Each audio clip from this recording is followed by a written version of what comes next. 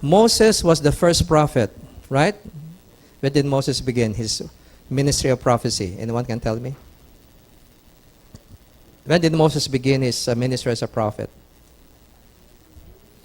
Not in the, when he was in Egypt. It was after Egypt, on Mount Sinai.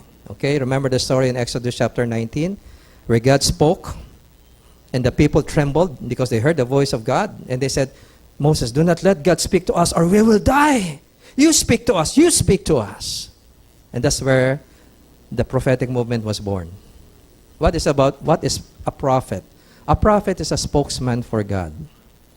And the prophetic movement started because the people did not want God speaking to them directly. They were so terrified by the voice of God. And so they want a human to speak for God. And that's where the prophetic movement started.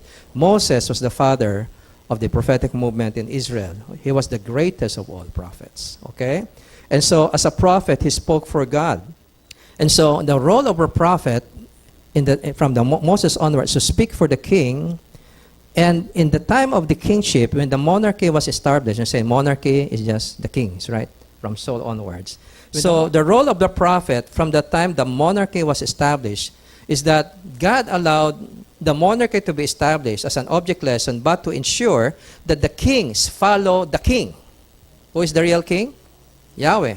The God who made them into a nation under him. The God who made a covenant with them that made them a nation. Now, God or Yahweh was the real king. And because he allowed human kings to be established to ensure that the human kings follow his law. Because he was the king. His law must be followed. Okay? That was the law given to Moses. He sent the prophets to ensure that the kings follow the law. And if the kings do not follow the law, then God will send a message of judgment to them. The king is angry, the real king is angry because you're not obeying him, and he will destroy you. The prophet is the one who speaks those messages. That's why to be a prophet, especially when you're in a time where kings are turning away from God, kings are rebelling against God, you have a very tough job because you can lose your life. Because you're coming against the most powerful man on earth, the king, in the name of Yahweh God. And if it doesn't agree with you, off with your head.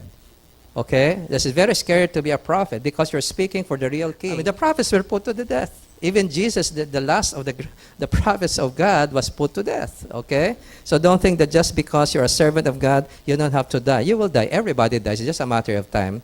And God just chooses the way how you die. If your work is not finished, you will not die yet.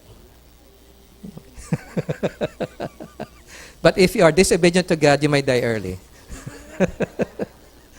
Okay, that's very clear in the Bible, okay?